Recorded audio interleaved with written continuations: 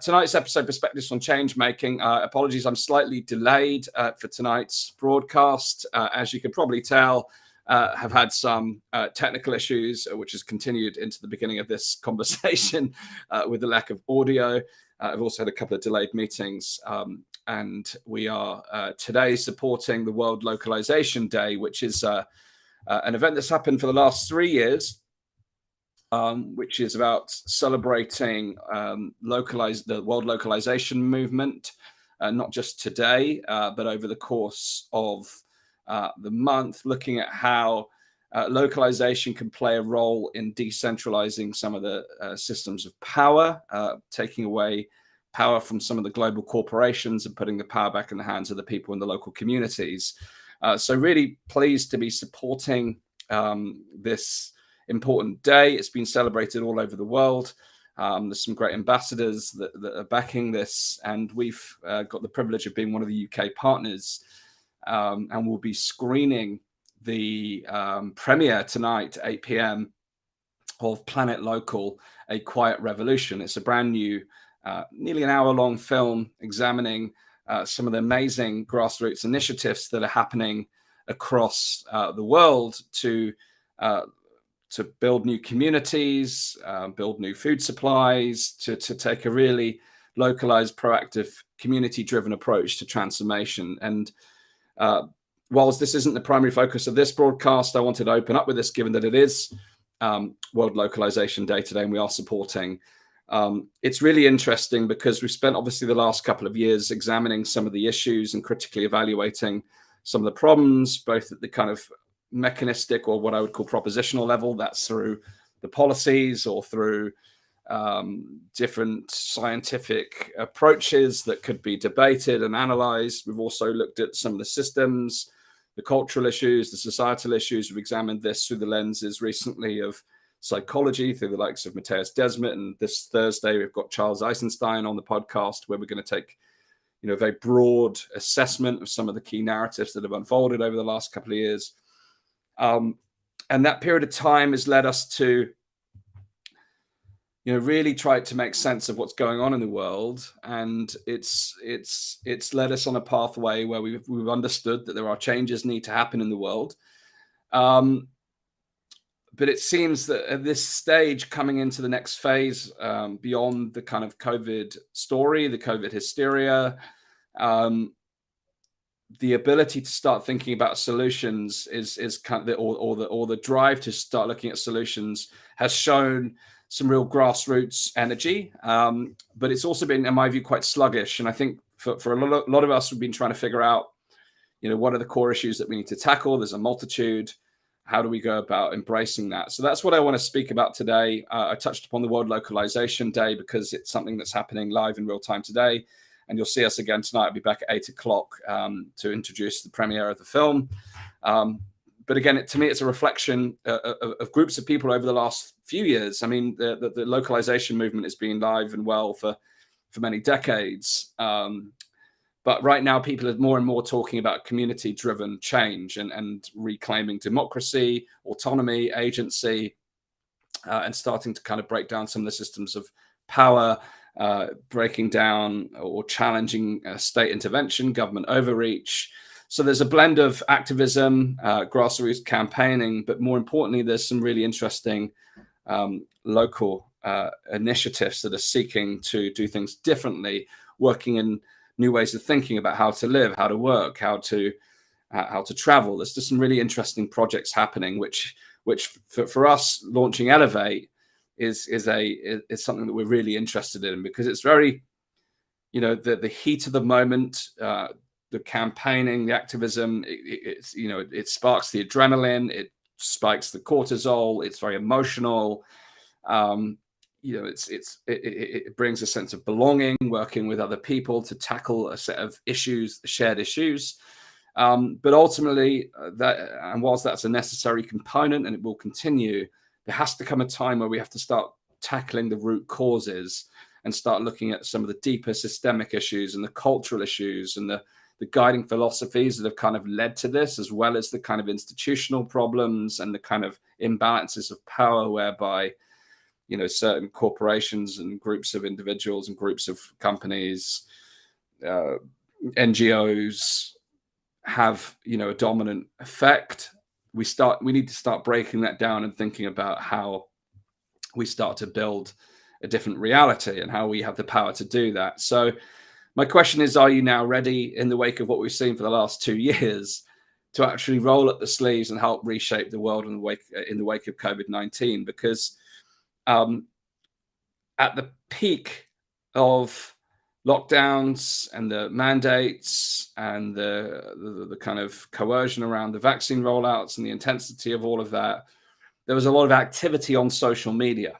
People were applying their attention through sharing articles, commenting, kind of keyboard activism, if you will, as well as a lot of activity around the protests.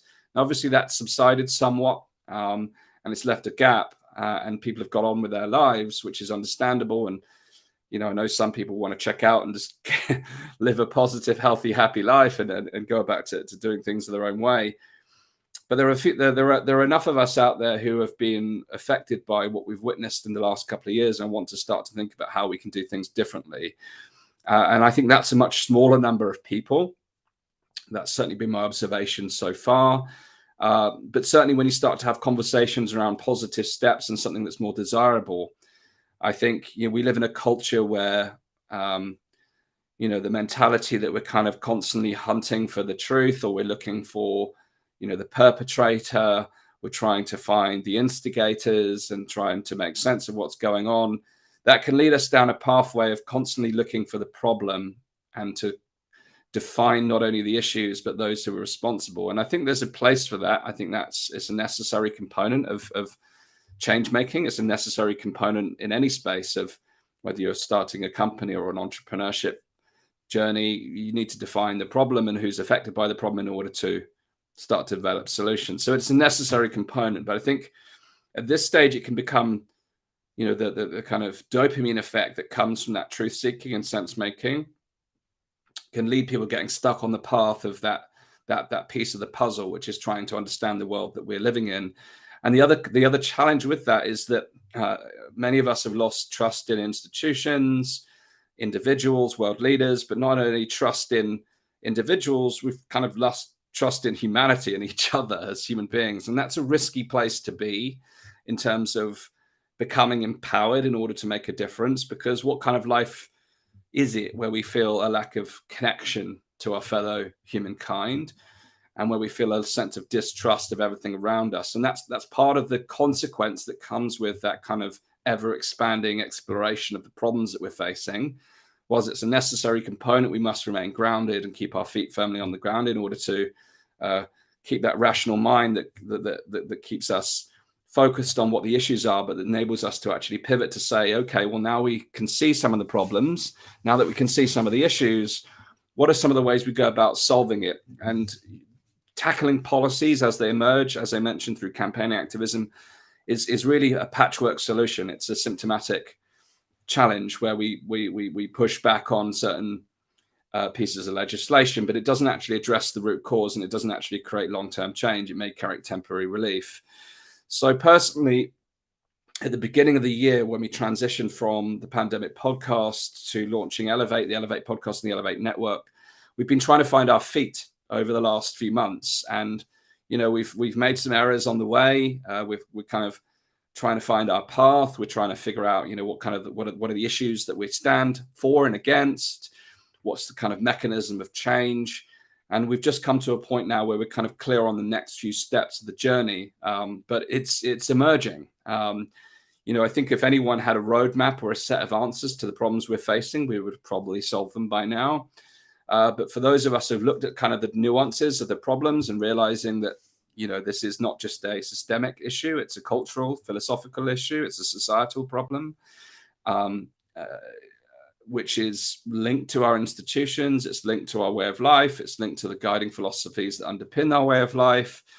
So, we've been examining this internally within Elevate to try and understand, well, how do we start to speak about these problems in the content? How do we start to break these things down in a logical format that is engaging? Because it's very easy to stay in the kind of alarmist kind of oh my God reaction, the noisy world of media in terms of what's wrong in the world. And that actually gets most eyeballs. That if we want to build an audience, we want to build our views and our brand, we could stay there all our lives and just speak about the problem.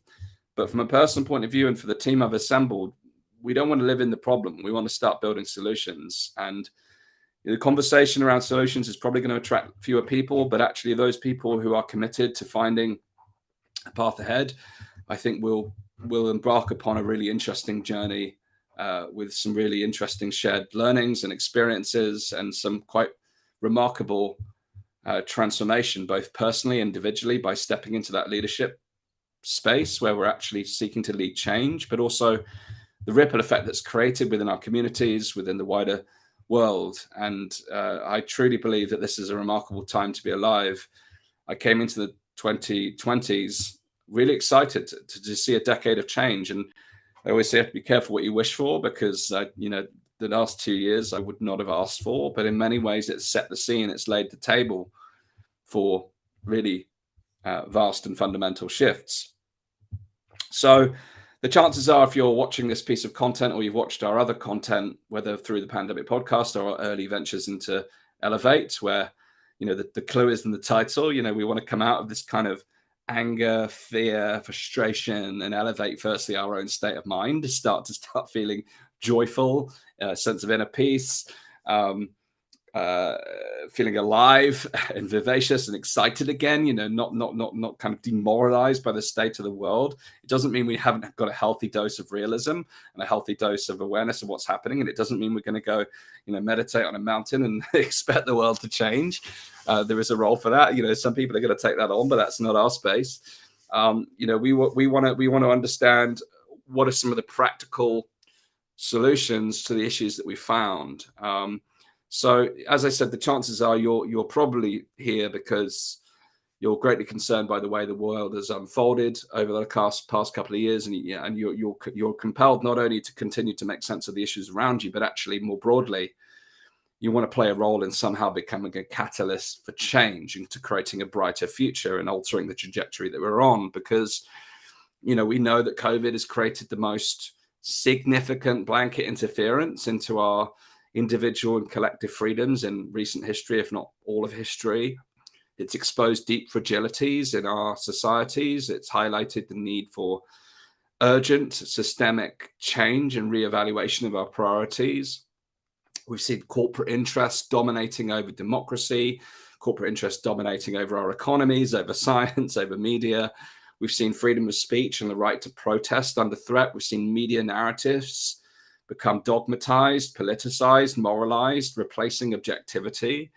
We've seen an increasingly divided society, more polarized than ever before. Trust, as I've mentioned, has been lost in institutions and in the governments and world leaders. And then the need for change itself, if that's not grand enough, is then exacerbated by the widespread emergence of this economic recession and the global supply chain disruptions, the geopolitical conflict, poverty, increased technocratic and totalitarian culture that's emerged within society, particularly around crisis, but also within the institutions. If this isn't a wake-up call for humanity to come together and to triumph over adversities, then I really don't know what is.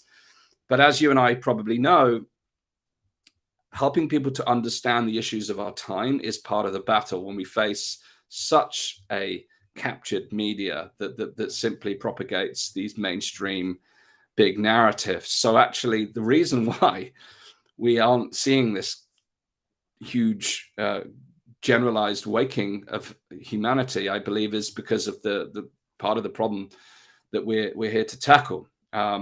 So in order for us to triumph over our adversities, we've got to get to a place where we can openly examine the issues of our time as a united force across humanity, because we know that this polarized divide is actually preventing us from having the conversations that are necessary in order to break down the different points of view, the perspectives, the science in the case of the pandemic. But we're not just talking about the pandemic here. We're facing all manner of problems, including the kind of ecological situation, humankind's disconnection with nature, our loss of meaning, there's a multitude of issues. So this should be a wake-up call for us to come together to triumph over these adversities and preserve freedoms and create a better world. And for some of us, we are responding to that wake-up call. But part of the challenge in terms of change making in the first instance, and it's one thing that certainly with Elevate now, we must remind ourselves of the importance of creating quality conversations and content about the issues that we're facing, is to help people understand them.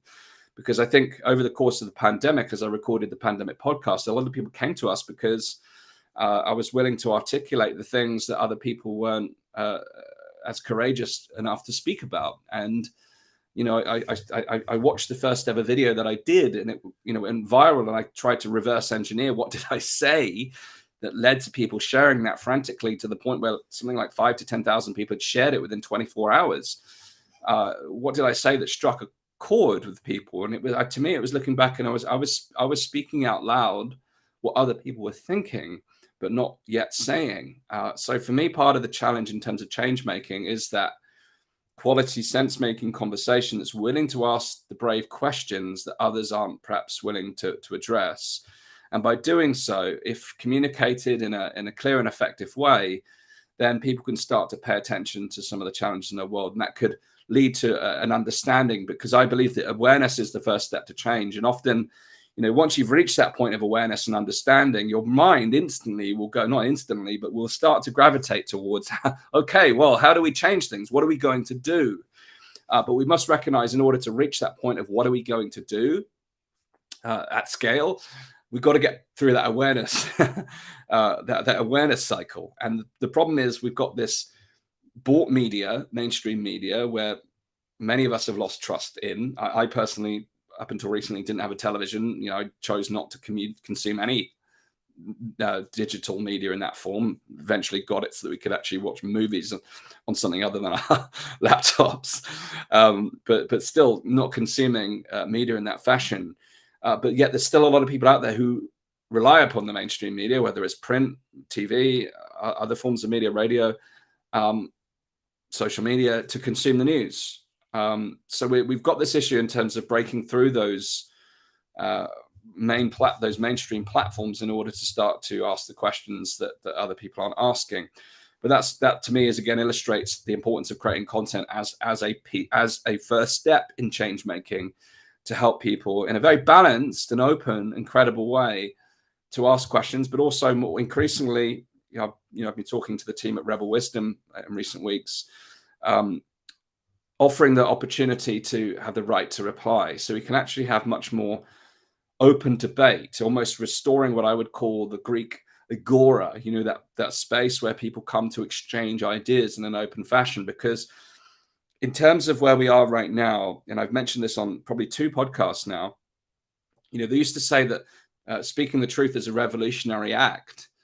Well, that was once true, and it still is true. But now just speaking is the challenge, because we're in such this pressure cooker environment, whereby if you say anything that's outside of the Overton window or outside of what people are expecting you to are comfortable speaking about within the kind of dominant narratives, then you're ostracized, you're criticized. And even in this space where we've been on a journey through the pandemic podcast, criticizing different things, you get to a point where actually you see some things differently from people in your network, and all of a sudden you get this call out culture saying, oh, this person doesn't think this, or this person doesn't think that, and they start smearing you online. And you think, well, aren't we actually pursuing a deeper understanding of what's real and what's the truth? And as such, it will take the courage to actually say, what, my perspective has changed on this, or we were wrong about that, or we leaped too far on this.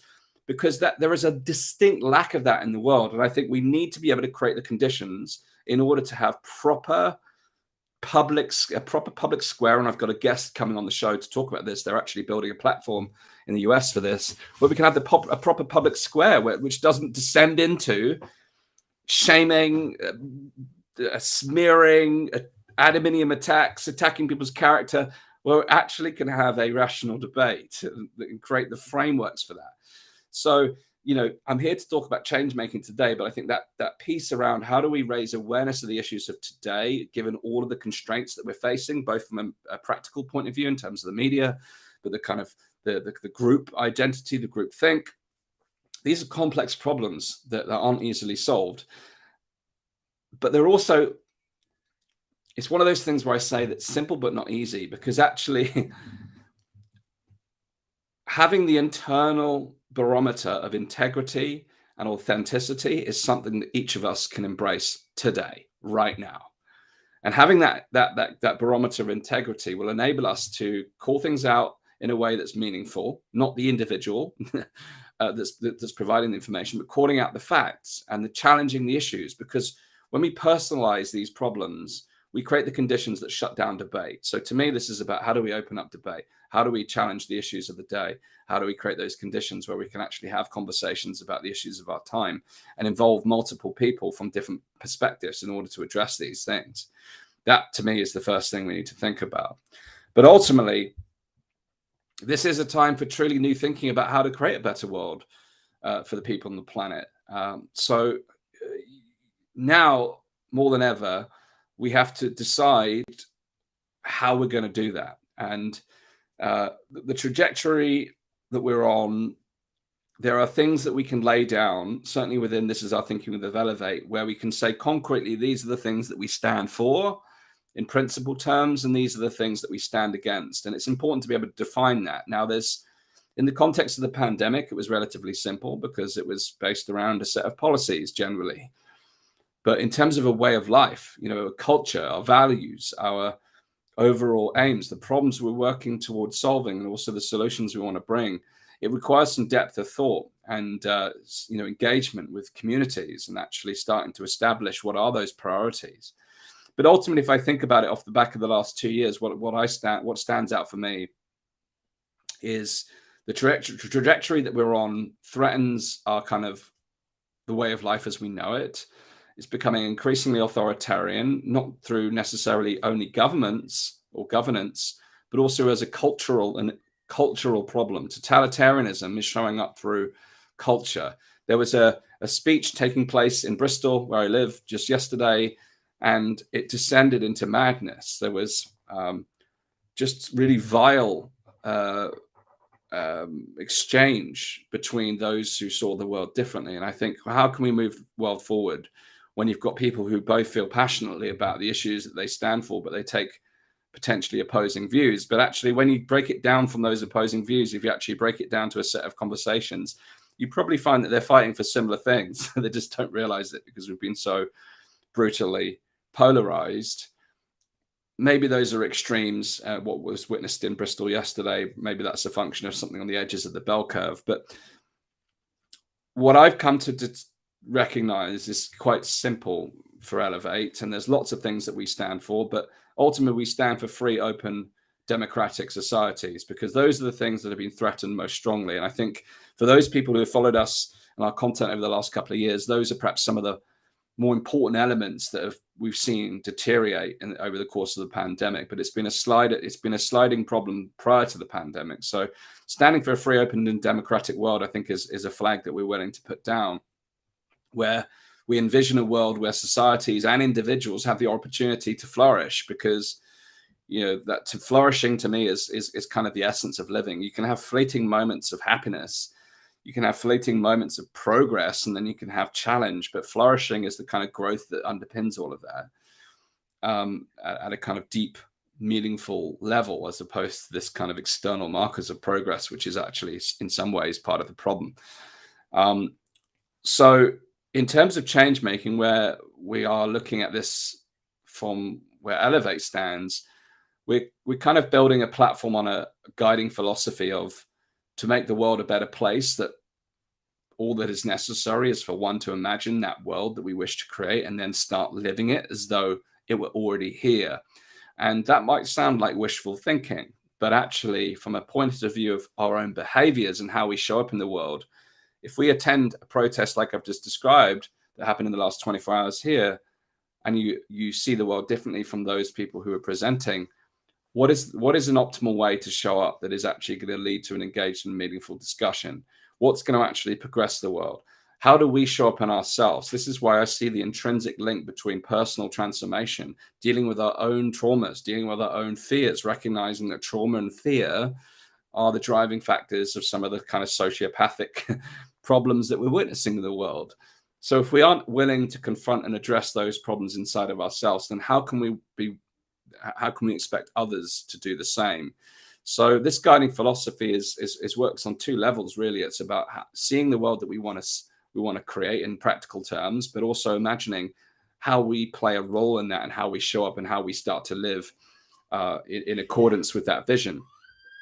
So we're really trying to instigate a counterculture movement to kind of go against the grain of the status quo that we're facing, to advocate for free, open, and democratic societies, to address this notion of division and polarization that I've touched upon, to be a catalyst for personal and societal transformation, to address those systemic challenges and weaknesses not only within ourselves but within society, to support the decentralization of power and control, and look at systemic and structural change, and starting to examine, what are different ways that we could organize ourselves politically, economically, socially, and be willing to look for deeper meanings and look at the guiding philosophies of life. And is there a new way of thinking that we need to embrace for the modern digital world that we live in that enables us to get a better balance between technological and economic progress or advancement and our connection to ourselves, our communities, and nature? Is there a different way we could think about that?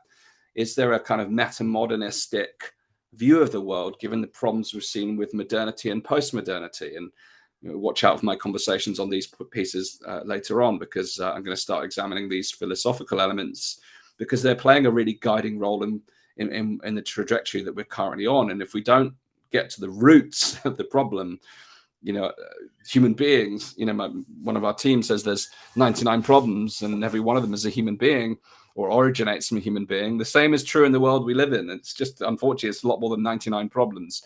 But the same is still true, that every one of those problems generally emerges from a human. So we have to ask ourselves, what is the guiding philosophy of our time, and how is it leading us to behave in the way that we do, culturally, socially, individually, and systemically? So really, whilst it sounds abstract, our goal is to set the tone through our work for a transformative period of both personal and societal and cultural change. And that's why we've created the Elevate podcast. We're tweaking the kind of brand and our imagery and the topics that we're examining. We're trying to kind of find our way beyond the problem space of the pandemic and looking at the kind of deeper solutions. But ultimately, our aspiration is to bring together a network of change makers. And by change makers, it could be activists, innovators, entrepreneurs, free thinkers, philosophers, academics, scholars, whatever guise and form a change maker takes.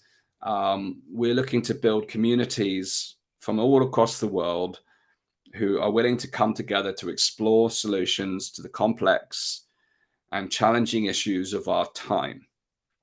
And to do so in a way that is distinctly different from the way that the world is operating right now in this inflammatory, divisive, almost vitriolic, hateful world that we kind of exist in. I personally feel deeply uncomfortable operating with that being the guiding paradigm of how these issues are being discussed and addressed right now. I would much rather operate from a sense of inner peace, a sense of inner sovereignty, a sense of inner certainty that enables me to have a very strong, courageous conversation with another human being.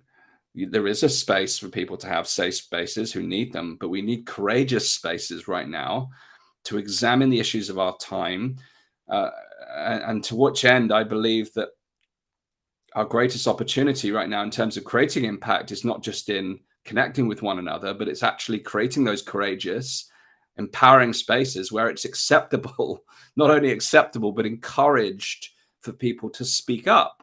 Because right now, free speech is not just practically under threat through legislation and censorship and online safety bills, but it's actually culturally under threat, where people don't feel safe or comfortable sharing how they feel about the world because of the potential ramifications. So we need to create an empowering, courageous space where people can not only explore the issues of our time and the way they see the world without getting lambasted, even if they are quote unquote on the same side, they can quite reasonably hold a whole range of perspectives on a whole range of issues, because as predictably, we come off the back of the pandemic and you start talking about ecology, the climate, conflict, Ukraine.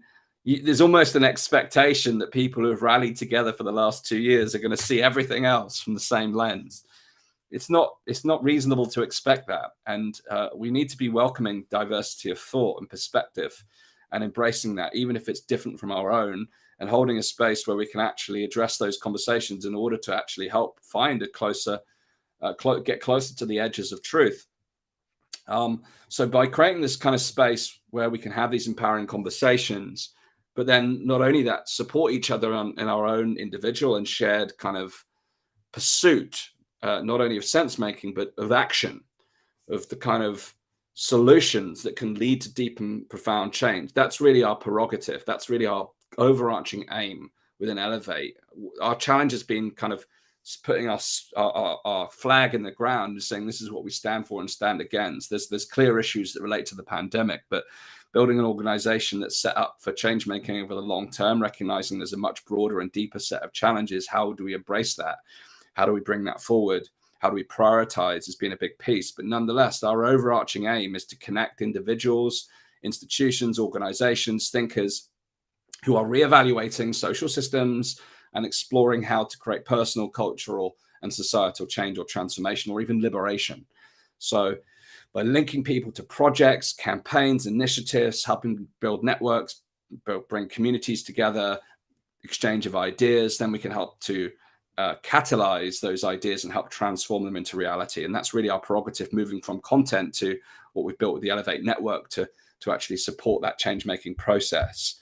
So, we're exploring how we can blend content, community, and change-making to provide our audience, our community, with the opportunity not only to make new connections and spend time with like-minded people, but actually play a part in your own unique way within the bounds and the capacity that you have in your own life, recognizing each one of us has lives to lead. I'm a new father. I can hear my boy screaming. It's bedtime. It's daddy duty now. I'm supposed to be in there helping him bath.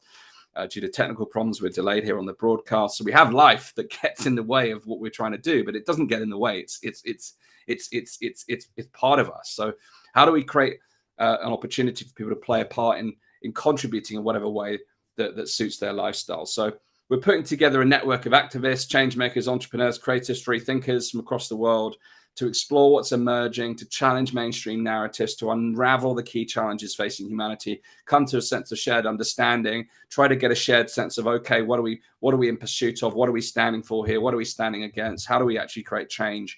Bringing like-minded people together to meet not only virtually, but in local and regional areas through live events and activations and networks, creating opportunities by signposting people to different initiatives and projects that are out there so people can co-create and collaborate together, signposting some of the most impactful campaigns so that people can get involved in activism where it's appropriate, but more excitingly, starting to think about some of the mechanisms of change that can be embraced to create long-term systemic and cultural shifts. So we've put together the Elevate Network. If you're not already a member, if you join us inside the network, it's like a private community, like a social network. Really, in the homepage is a discussion forum where we go through and make sense of the issues that we're facing.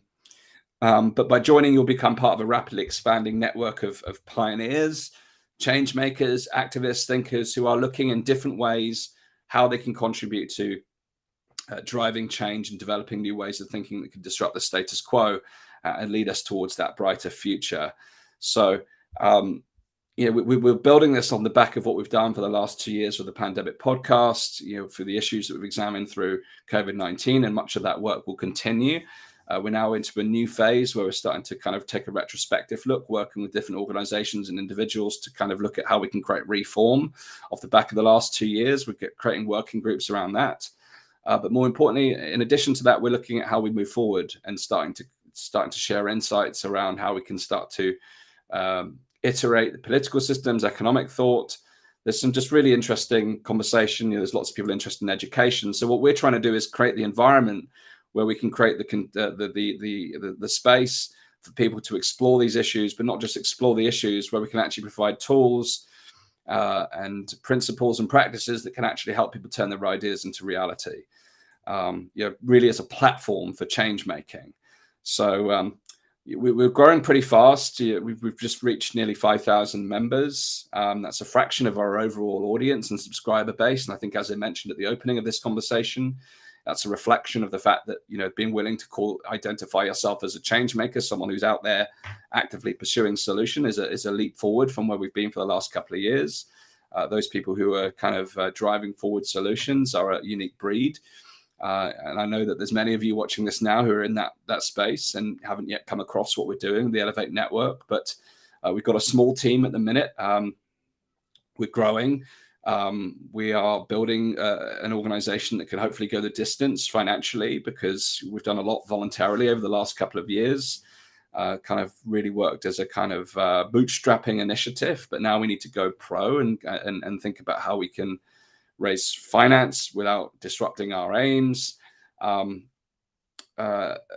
work alongside our members and our partner organizations to think about how we can grow from here and actually build something that can really become a catalyst for long-term change. So I want to invite you to join us as part of the Elevate Network. It's free for everyone to join at point of entry.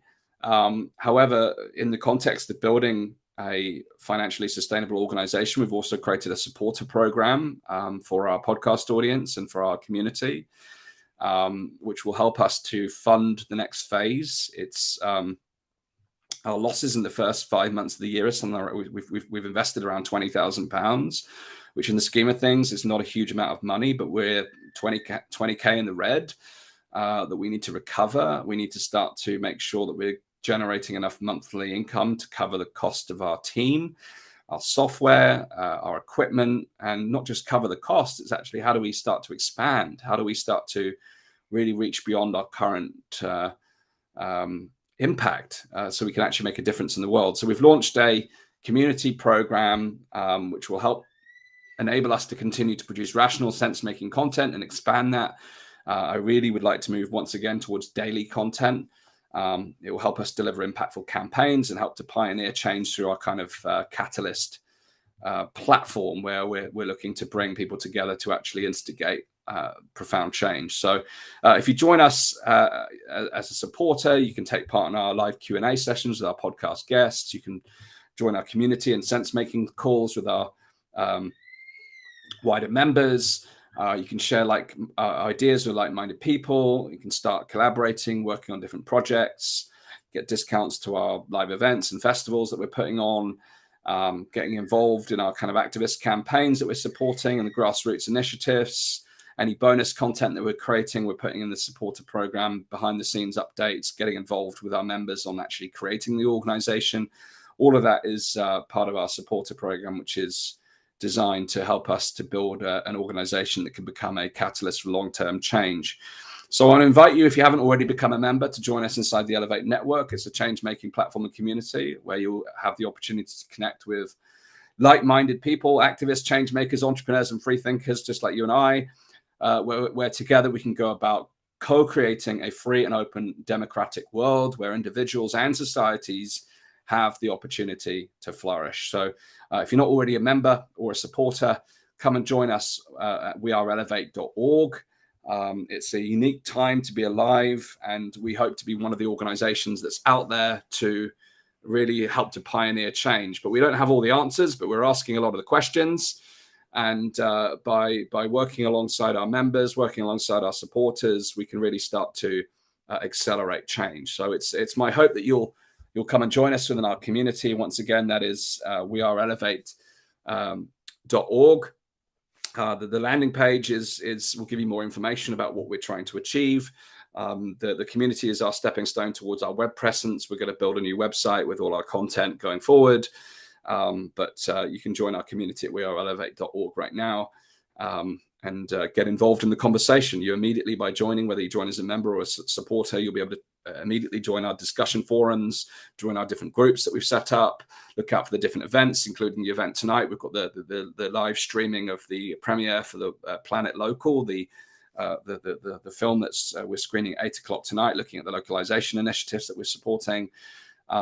There's really a buffet of things that you can get involved with, but we're really just starting out.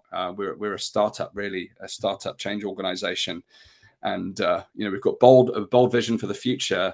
And it's right now we kind of feel like we're wading through the mud because we've come out of the last 2 years of really prolific content examining the issues, but now we've got to go beyond the issues to actually get into solutions, and that's where things get harder. That's where things get tricky. That's where things get more complicated. But I truly believe that amongst our networks, we've got some really proactive, creative,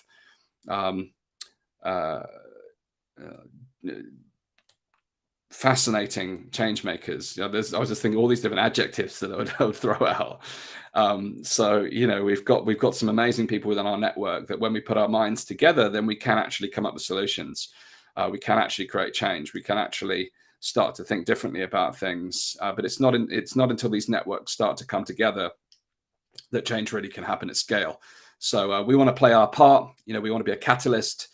That's the word that we're using. We're building a platform where we can signpost people to what's going on out there in the world. We can help accelerate and enable change, as well as helping to pioneer and lead some initiatives of our own. So if you're not with us yet, join us inside weareelevate.org.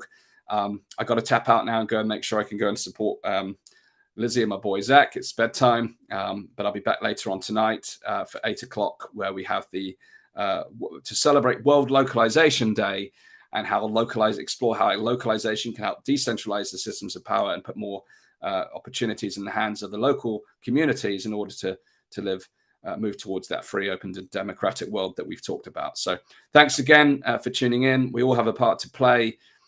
Please share this content to help us reach more people. It looks like we've only gone out on YouTube tonight. There's been some problems by the looks of things getting out on Facebook, so our audience has been a little bit limited for tonight's conversation. We had the tech problems at the beginning of no sound, so perhaps we'll need to edit this out and put it back out as another video. But thanks for those of you who were with us tonight. Exciting times ahead. Come and join us at the Elevate Network, and I look forward to meeting you there. All right, peace and love.